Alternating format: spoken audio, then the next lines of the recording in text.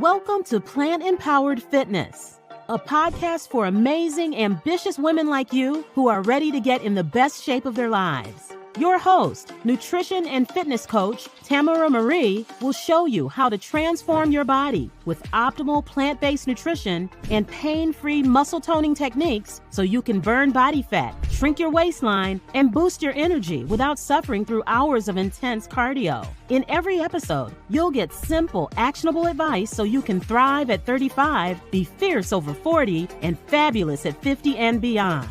Here is your host, Tamara Marie. Welcome to another episode of the Plant Empowered Fitness Podcast. I'm your host, Tamara Marie, plant-based nutrition and body sculpting coach at Plant Empowered Fitness.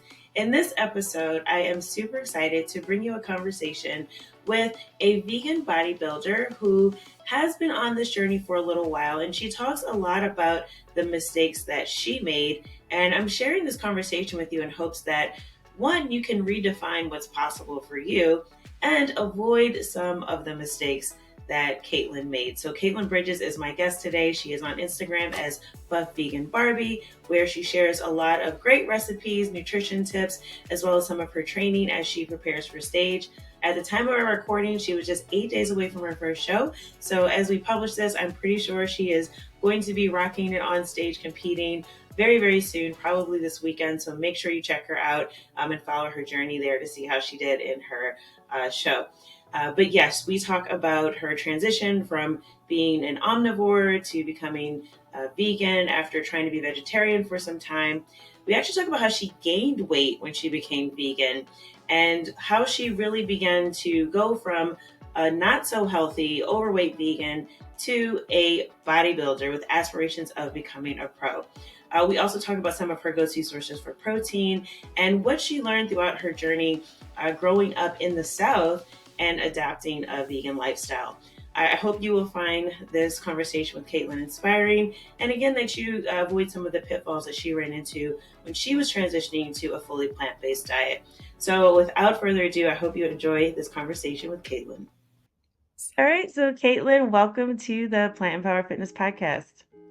Thank you for having me. I'm excited to be on. And thank you for joining me. I know that you are, on Instagram as, are you Buff Vegan Barbie? Buff Vegan Barbie on Instagram. Buff Vegan Barbie, which I think is a great name, especially since the Barbie movie came out and it was so popular. Oh yeah. I know a lot of people probably resonate with that. I was on the Barbie train for it felt like 2 or 3 years before that movie came out, where I just, when I was a kid, I didn't like pink and I didn't like Barbies, and I was very tomboy, mostly because I felt like I couldn't, if that makes sense. I felt like it made me too mainstream. Mm-hmm. As weird as it is for a kid to be concerned about that. But then once I became an adult, I was like, you know what? I'm going to embrace the fact that I like girly things and I am myself, and there's multiple different sides to me, and just because I like pink doesn't mean I'm not strong and doesn't mean I can't do everything I want to do and all that kind of stuff. So it's kind of honestly been it means a lot to me too. It's not just a little gimmick. I like the reframing of that, because I think I was like that too when I was little. I was like, oh, pink is the girl color. I want to be different.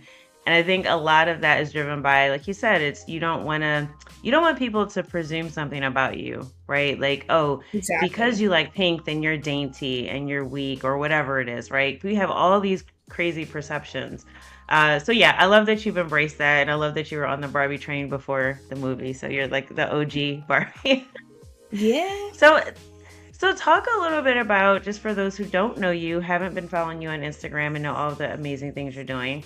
Talk a little bit about yourself, just where you're from. You talked a little bit about growing up and just kind of how you started out before you became the Buff Vegan Barbie. So yeah, I'm from Albuquerque, New Mexico, born and raised there. And that was kind of it's pretty modern out there, but not like California or anything like that.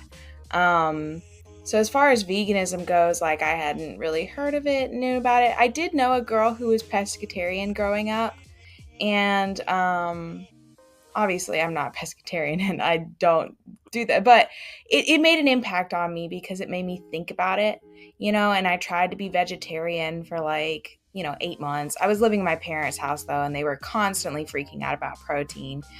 Little did I know that they were not giving us enough protein, like our entire childhoods did not have enough protein, and I didn't know that. But I moved out to Atlanta and spent some time out there. I have a 4-year-old, so I had her, and I kind of, at the same time as having her, moved out to Mississippi to take care of my grandmother. So I've kind of been bouncing around the South my whole life. But as far as like being vegan, that kind of happened after I had my daughter, and I was like looking at my health. I gained a lot of weight with breastfeeding. Everybody told me I was going to lose weight, and lost her again. I don't know if I'll keep talking, but everybody told me I was going to lose weight with breastfeeding, and I actually gained weight, and that was like that blew my mind and made me very upset because I was expecting to be thinner. I was expecting to go back to what I was by just eating how I had always ate. But instead I gained weight and had a really hard time losing it again. And I didn't know what to do. And I just felt really confused with my body. So I went ahead and started a fitness journey. Didn't really know what I was doing. Finally got some help from a guy that I knew and did that a little bit, piddled with vegan. I started going vegan about 3 years ago and worked on that. But again, I was eating just high fat foods, like a lot of carbs, that kind of stuff, because I didn't know what I was supposed to be eating. But let's see. I think it was 2 years ago in the summertime, I fully decided, okay, I need to get on top of this. I started macro tracking, and that kind of opened my eyes up to wow, I need a lot more protein than I'm currently having. Yeah, so it's interesting you mentioned that growing up that you thought that, everyone thought that, oh, being vegetarian, you won't get enough protein. But little did you know that even as a quote unquote omnivore, not being vegetarian, that you actually weren't getting enough protein. And I find that so funny because people ask, it's like the first question every vegan gets asked, right? Like, oh, where do you get your protein? And I think a lot of people, especially women, don't realize how much we are under eating protein, right? Especially if we have a fitness goal. Like, obviously, you're not going to die. You're not going to end up in the hospital from having too little protein. Right. But your body isn't optimizing the nutrients it's getting. It's also your not composition's not going to be what you want it. So you end up kind of looking fluffy, right? Exactly. So I'm curious, what was it? You said a few years ago you really just decided to commit to being vegan and having your daughter and your struggles with weight throughout that. What was the deciding factor for you to say, all right, I'm going to commit to actually being vegan. I'm going all in? Because a lot of people feel like, oh, that's so restrictive or it's so difficult. So how did you make that decision, and how was that transition for you? I will say I'm one of the people that watched a documentary and then I was just like, I think it was either Game Changers or Dominion or a combination or something.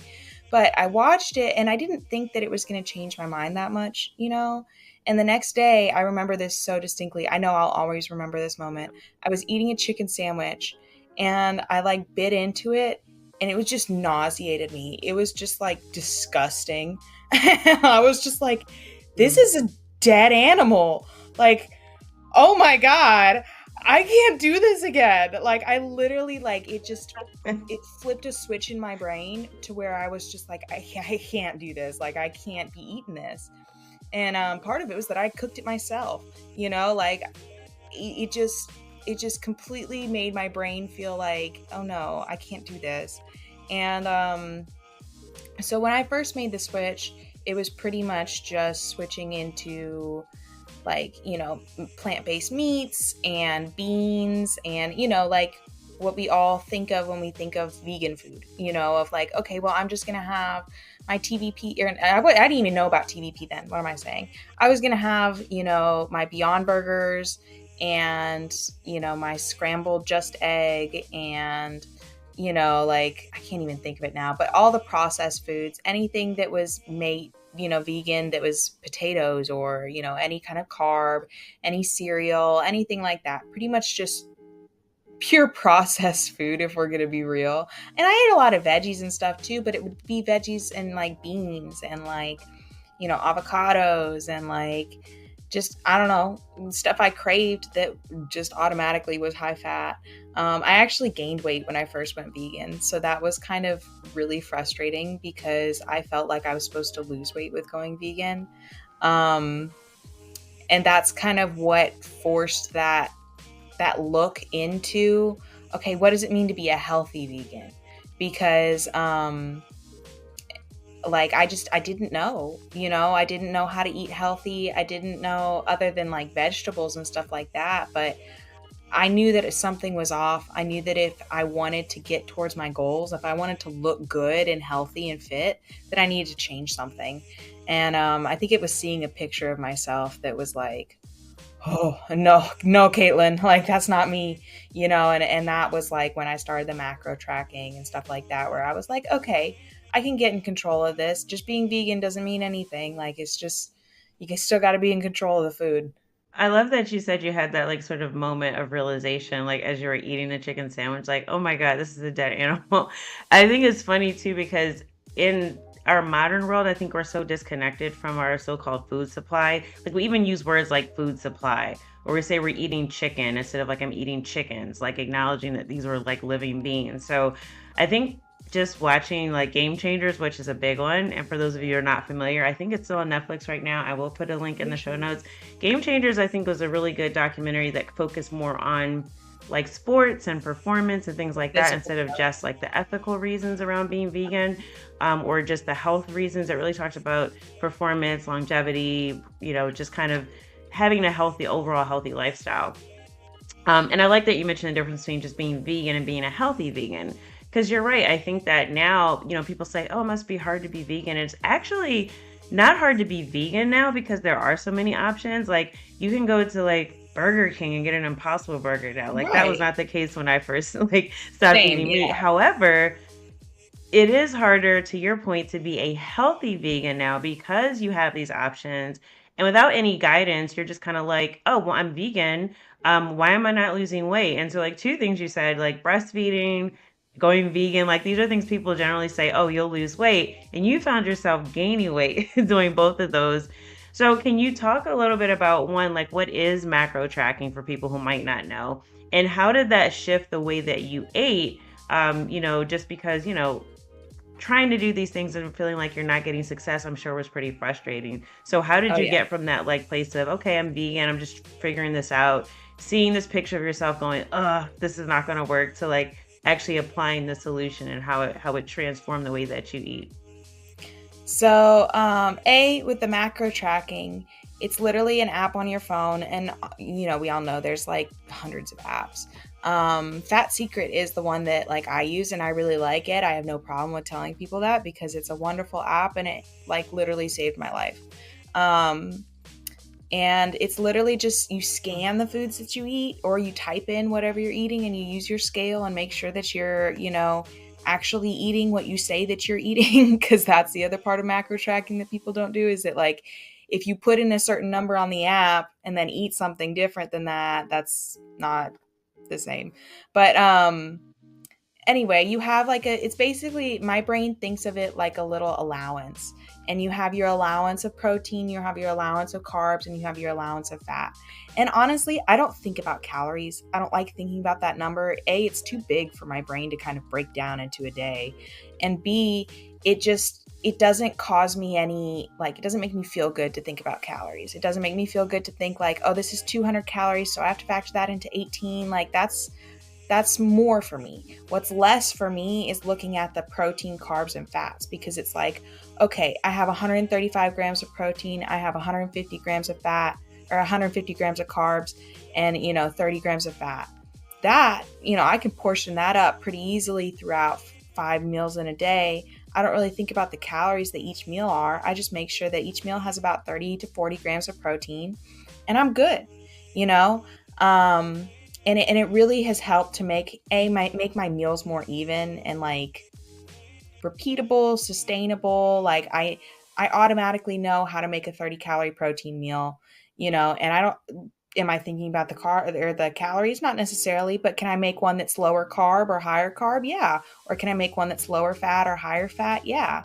Because I think it's important to be able to know, and that's my big thing with macro tracking, is that when you're on a meal plan and you're just cooking the same food every week, you don't innately know how much you're supposed to be eating. Like, you are completely hands off on it. You're just doing what you're told. Versus when you're macro tracking, you have to kind of like learn the skill of, this is exactly what I'm eating. And, I have to fit this ounce into my day, and I know what this looks like, so that when I'm out in public, 6 months from now and I'm not on prep and I do want to go to, a restaurant and get a side dish of hummus with, pita bread, I know what 2 tablespoons of pita or of hummus looks like. Like, I know how many calories that is. I know how to fit that into my tracker so that it can fit in my macros, so that I can still go out and enjoy while hitting my fitness goals. Cause like, I want to be a pro bodybuilder, and you don't get to just walk around eating everything if you're a pro bodybuilder, And it's like, it's different between our sphere, bodybuilding, and like lifestyle. I always tell people with lifestyle, it's like, I'm not trying to teach you how to be OCD about your food. I'm trying to teach you how to know what's in your food. Like, there's such a difference between what we do, but both need the skill of macro tracking, in my opinion. For me to kind of get into that, I had to acknowledge where I was. I had to acknowledge that I didn't know what I needed to know. And that's like, for me, that was not just fad dieting, not just saying, I'm just going to cut carbs, I'm just going to do this, I'm just going to do that. Because I think for a lot of us, we just kind of say, I need to fix this, I need to fix this. So we get all freaked out, and all of a sudden we have to, go from 100 carbs to 0 carbs, or go from 0 cardio to a ton of cardio. And like, we freak our bodies out and our minds out by just going from 0 to nothing. And then it doesn't work within the time frame we want it to work, which is like what, we want it to work in a week or 2, and then it doesn't work. And then we get upset and, rebound, eat all the food that we didn't eat, and then it never works. And so that's like, for me, was the problem spot where I was stuck in of, I didn't like my image. I didn't know what to do. I actually do think I kind of lost weight and got certified at the same time. Like, I knew the things, what to do from the internet, from what I had researched, because I had done a lot of research at that point. But I also went ahead and paid for my coaching certifications, because I wanted like the lock and key answer. I wanted, here's a blueprint of how to do it and how to do it for other people. Because the internet wasn't just giving me what I needed. Like, I couldn't find all of the answers, and that was frustrating to me. And at the time, I didn't want to pay for a coach. I pay for a coach now. I have a bodybuilding coach, but that's honestly one of the biggest mistakes I made as a beginner, is not getting a coach, because literally just 6 months with a coach would have saved me 2 years of time. And I tell people that all the time. They don't believe me, but it's true, because like I said, I just fumbled. I just fumbled for so long when I could have been in a whole different physique from where I was at. And I was angry at myself. I was killing myself with cardio. I was doing everything I didn't need to do, and not thinking about the food. And it's like I said, once I finally made that switch, it was literally within 4 to 5 months, and my body looked completely differently, and my body composition changed and all that kind of stuff. And it's nuts. Wow. So I think so many people can relate to that story of just like this, like, it's almost like the cycle we get into, right? Like they call it yo-yo dieting or whatever, right? Yeah. It's like, you feel like you've gotten so far off track, then you're like, I need to do something extreme, right? So I'm going to drink only water for 14 days, or I'm going to do some cleanse or a juice fast, or like, I'm just going to do cardio every day for 2 hours, right? And I've been learning a lot, and I'm sure you have too, just like being, involved as a coach in the fitness industry, that a lot of these things are symptoms of like disordered eating. And a lot of people don't realize that there's a fine line between, just kind of being in a bad cycle in terms of dieting, how you treat your body, and really crossing over that line to where you really should look for some support, some help, whether it's coaching, whether it's, looking for a formal program to help. Because if you start to develop behaviors that can progress into something more serious, like you're actually, binge eating, that you're, purging, that you're starting to do these things, or you're hiding food, like all these things are really things that I'm learning a lot more about as a coach, and learning how to sort of flag those things. But I realize that, just normal every day, just like women trying to get through life and trying to live up to these standards of beauty and then also maintain our health and fitness, we get in these cycles of like, oh, I feel horrible, so I'm going to punish myself, right? And then we want it to happen yesterday. It's like, okay. It took me 5 years to put on all this body fat. In the next 5 weeks, what can I do to make it all go away, right? And it doesn't work like that. Okay, I need to lose 30 pounds in a month. I'm like, yeah, I can't do that. It's like, well, you can't. There's ways of doing it, like, but it's not healthy. It's like, are you willing to lose a limb? And that's what I mean. That's an easy way. I'm not going to put you through that. I'm not going to tell you to do that. And I think also women don't realize like how damaging that is to your metabolism, right? Like you go through this process of going through these extremes.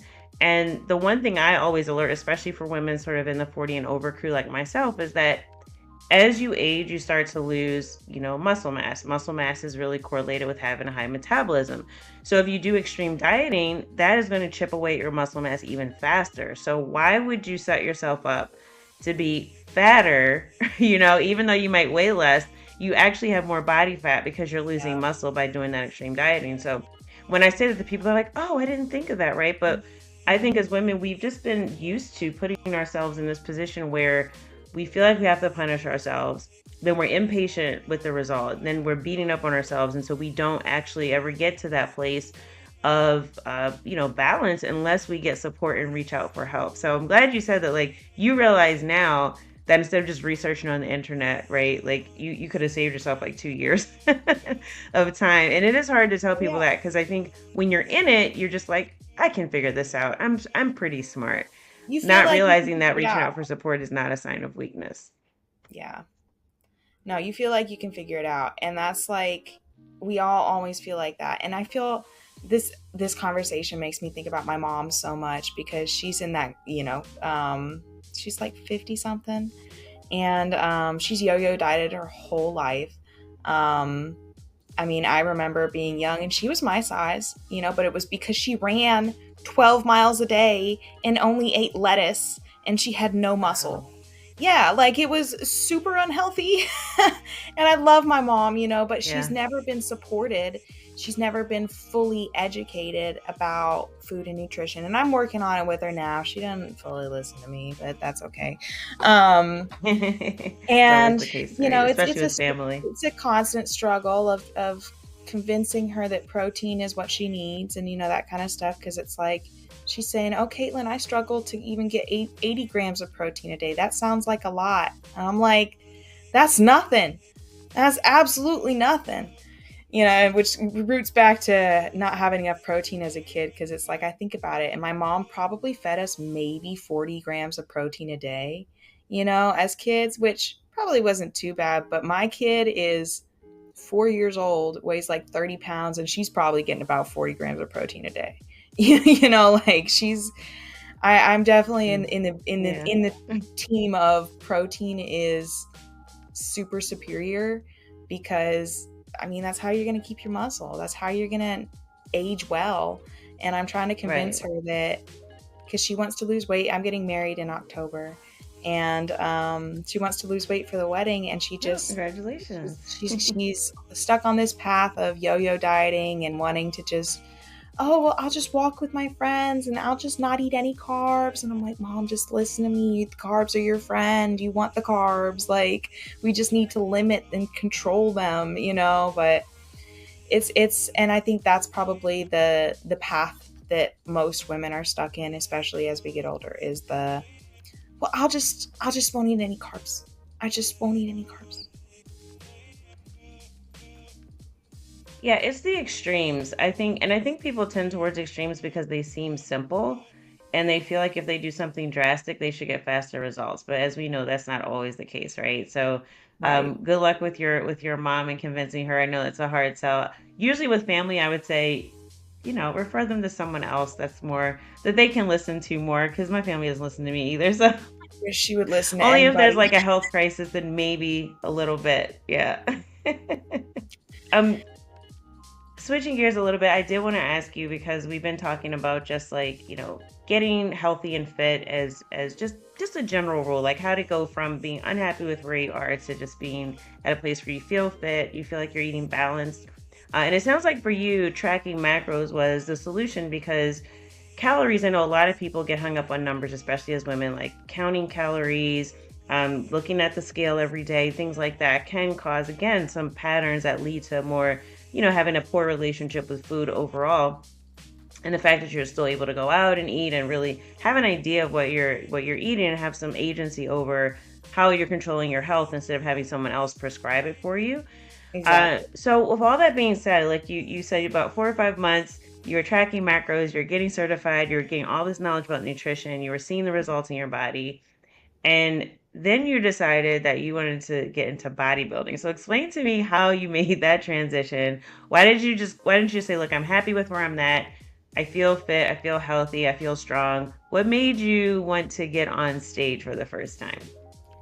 I do think, and I won't speak for you, of course, but I think that those of us who, jump into competing and make that something that we want to do, it's usually because we're not satisfied. Like we're like, wow, that's really cool. I can build as much muscle as I want.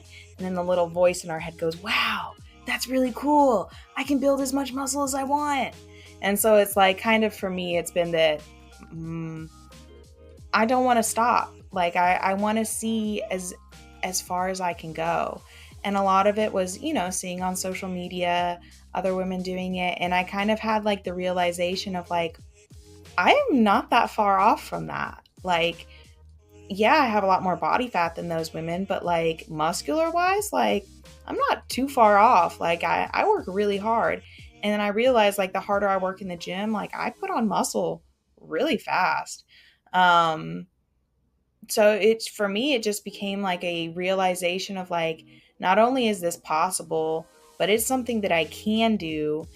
I've always kind of been into, like I did show choir in high school and cheer and, stuff like that, to the point where like I like, the stage and I like attention as much as weird as that sounds and all that kind of stuff. But it really, for me, was about bringing my physique to the next level and being able to say like, no, I did that. Like I can do that, like I can do anything I set my mind to. It doesn't matter where I've been or what happened to me.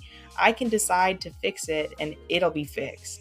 And for me, that's been really like mentally empowering to know that like I can do anything I want to do. Literally, at any point in time, if I decide I want to do it, I can do it.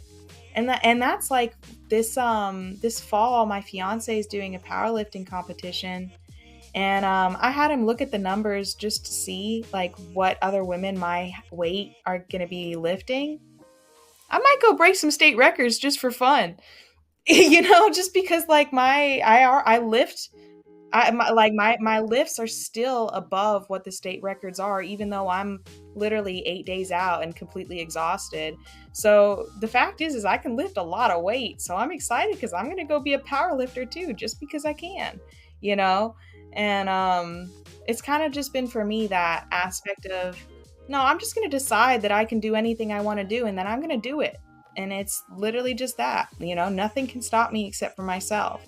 And I think that's probably a lot of it too, is I stopped myself a lot. Like I've had a lot of things in my life where I'm like, no, I can't do that. Like, no, I can't do that. And I kind of just reached a point where I was like, I'm going to do it. I'm going to do whatever I want to do. Who cares? It's not a big deal.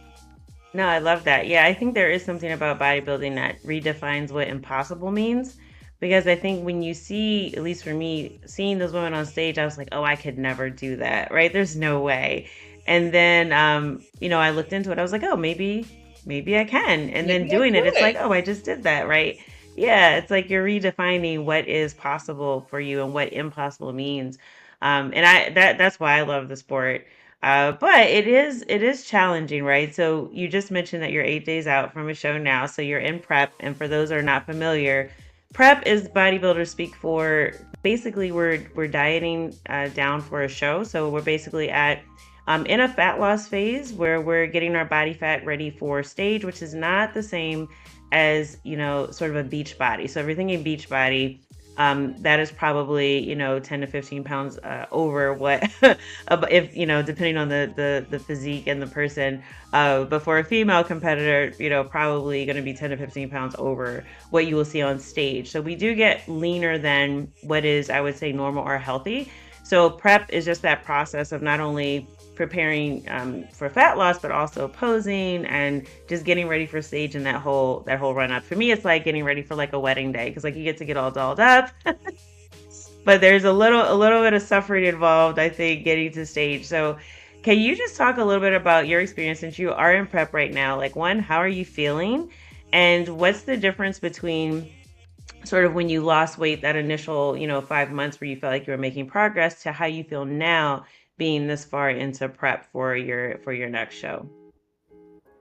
So, kind of like you were saying, prep is going from beach body to stage lean. Because like that whole part from, overweight to beach body, that's like a normal fat loss phase. And then from beach body to stage lean, that's prep. That's the when you tell people, oh yeah, I've got about another 10 pounds to lose, and they say, from where? And it's like, well, everywhere. Right. But I'm feeling pretty good. Most of prep is for me, like just feeling really tired and drained all the time and very conscious of the fact that other people are allowed to have a lot more food than me. And I say allowed, I shouldn't say that. I try not to say that. I try to tell myself that it's a choice, that I'm choosing to do this, that it's not like anybody's forcing anything on me, because it is a choice. I'm choosing it, but it does feel like, and that's part of why I like having a bodybuilding coach, is that she tells me what to do, and I don't have to feel like it's something I'm doing to myself. It feels like somebody else is telling me to do it. I'm just like, Angela said it, so I got to do it, and it kind of helps me with that. Not being, I guess, when something feels like it's non-negotiable, you're going to do it. Versus if it feels like it's an option, you're not going to do it. So I like my training to feel non-negotiable. Like it's just like it's going to happen. And then, there's no complaining because it's non-negotiable. Everything else in the day is negotiable, but the training is not.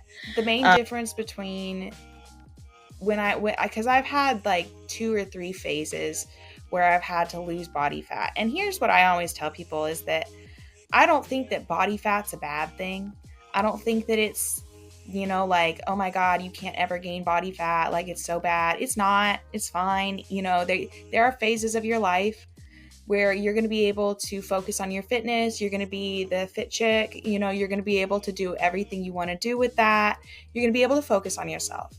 And there are going to be phases of your life where you're not, where, maybe someone dies or you lose your job or something terrible happens or, and even not if something terrible happening, but of you're moving or, there's just lots going on, and that you may not be able to focus on fitness or losing weight or that kind of stuff, or even maintaining, and you gain a little bit of weight, and that's okay. Like it's okay to gain weight because it's not hard to lose. It's just a matter of sticking with a plan for like a matter of 6 to 12 weeks and boom, you've lost the weight.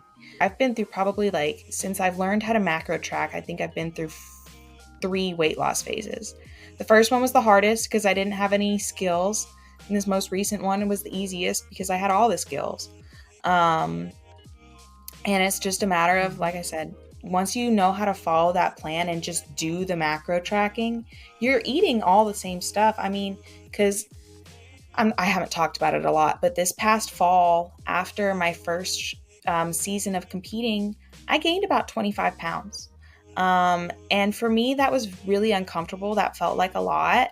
I'm only 5'1", so it kind of was a good amount on my little body. But I had a lot going on. There was just a lot of family situations, all that kind of stuff. And I also kind of needed to mentally heal from my competition season, because it is something that is mentally, draining. And I wanted to get myself in a point where I could intuitively eat without like my hunger hormones going crazy. And I did. I got myself to a really healthy point with food. I feel really good about food now. Even into this prep, I'm not struggling the way I was with last prep with it. And food's always going to be, a challenge for people with histories with, eating problems. But the more I do macros and the more I know how to kind of like work with it, the better it goes. And also the more fat loss phases I go through, the better it goes. I'm kind of have accepted that for me, gaining like 10 to 15 pounds in the winter is a good thing. It's not a bad thing at all. I don't need to be upset at myself for it. It's fine. And that losing that weight is just as easy, and that it's all about the mentality that you have on it, of just that I'm just going to be the most healthy version of myself. And it's okay if the most healthy version of myself has 10 extra pounds, because that's what I need to have a period, and Yeah, I think as women especially, we miss that part, that our hormones, our bodies are just built differently than men, right? So we do need more body fat. And people always say, well, women, it's harder for women, or women have more body fat. It's like, no, there's a reason for it. Like, we bring life into the world, and you can't do that. Well, but that, for me, that body fat, like it was hard too. This is the mental acceptance part of it, is that like some women can be leaner than me and keep their period. Not me. Like for me, when I start to pass a certain point, for me, it's about like 120 pounds. I lose it. And at that point, I still have some stomach fat. I still have fat in areas I don't want it. And so it's like, it has been a mental acceptance point for me, of accepting that I have my physique, my build, my genetics require me to hold a little bit more body fat in order to be physically healthy. And just because I'm not the same as other women who can be leaner and have a flat stomach and no body fat, and they still have their period, that doesn't mean anything. Like I can't compare myself to them and be upset that like, well, I want to look like that and still be healthy. It's like, sucks. You don't get to, like, like you have to work with your body. You can't wish that you have somebody else's body. I love that you said that, because I think especially on social media, we all get into this comparison game, and I think as bodybuilders, we're kind of guilty of it, if I'm honest, right? Because we'll put out our like stage pictures, and then people start looking at us, like you even said before we started recording, that even people that come up to you now, they're like, oh, I want to look like that. And you're like, no, you don't, because you don't realize what it takes to get that lean, and that it's also not healthy to stay that way year round. It's something we do for the sport. And yeah, as women, we need to carry that body fat. But I love that something you said earlier about accepting that during the winter you just gain 10 or 15 pounds, and that's okay. And I think a lot of women need to hear that. And also that you mentioned gaining 25 pounds after your last season, how you weren't comfortable in that. And I think we all have like our set point of where we feel comfortable, and our body has a set point too of where it's healthy. And kind of learning that as you go through the process, as much as learning tracking macros and nutrition, is learning your body, learning yourself, and learning where are you comfortable and what makes you look and feel good is so important. So I love that you said that, and I hope people listen to that and be okay. I like to say that there's seasons of fitness just like there are of the calendar, and especially in winter, the days are shorter. If you're living in the northern hemisphere anyway, not close to the equator, right? Like the days are going to be shorter. It's cold. There's no sunshine. You're not moving as much. Your non-exercise activity like automatically goes down. Like there's all these things that happen. It doesn't mean you have sad like seasonal affective disorder, whatever it is, depression, because it's winter. It's because it's winter and you're human, right? Literally. Exactly. So I love that you said that, and I love hearing about your journey and how you came to this place of not only realizing that you wanted to be healthy, but also that you wanted to get comfortable in your body and do something that was, good for you and for animals and the planet, and just like realizing, look, I can feed myself protein without having to eat a dead piece of it. animal chicken, which I think is so weird now. What would you say are your go-to protein sources, like in and out of prep? Because everyone always wants to know that. They're gonna ask, like, okay, how do you get 160 grams of protein? So what are your go-to sources? So right now with prep, because like right now we're only at 135 because we're real low calories. But I found this hack, and I'm sure you've heard about the fava bean tofu. But now I blend it up in my smoothies, and it's like instant protein in my smoothies. And then I'll blend it with water, and I'll make like what I call it is fava liquid in MyFitnessPal. And I use that with protein powder and oats to make my little oat cakes. And it like doubles the protein, and it's like half the carbs. So Kroger has this pasta it's called Pastabilities, but it's their protein pasta, and it has 24 grams of protein for 24 grams of carbs. And then there's daring chicken, of course, which I like. I just try to use it kind of sparingly. All right, Katelin. Well, thank you so much for joining me, for sharing your experience. Good luck on your show. I will be following on Instagram to see how you do. And for those who want to follow you. Thank you. Yeah, it was great. Tell us like how we can get in touch with you. My Instagram is Buff Vegan Barbie, and you can click the link in the bio and either send me a message or whatever you want to do with that. I do offer one-on-one coaching if you're interested. And thanks again for joining me on the podcast. Absolutely. I'll talk to you later. I hope you enjoyed our conversation and that you got some encouragement from it. So if you're stuck right now in a cycle of yo-yo dieting where you make some progress only to gain the weight back, if you're losing muscle and you're really not in the physique that you want to be, make sure you reach out to Katelin at Buff Vegan Barbie or to me at Plant Empowered Fitness.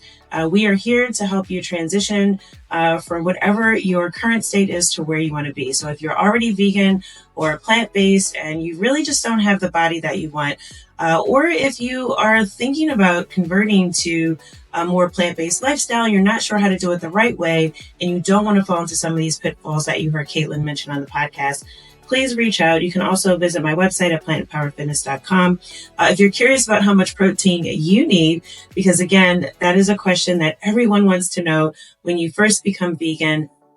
Where do you get your protein and how do you know that you're getting enough? So if you're interested in that, you have more questions, you can check out my protein calculator that will tell you exactly how much plant-based protein you need based on your current body composition and your fitness and health goals. You can find that online at plantempoweredfitness.com. As always, I hope that you really got something out of this podcast that'll help you get to a point where you're feeling healthier and happier and more energetic and just living an overall healthy and happy life. Until next time. Thank you for listening to the Plant Empowered Fitness Podcast. Connect with us on Instagram at Plant Empowered Fitness. To find out how we can help you meet your personal health and fitness goals, go to plantempoweredfitness.com. That's plantempoweredfitness.com.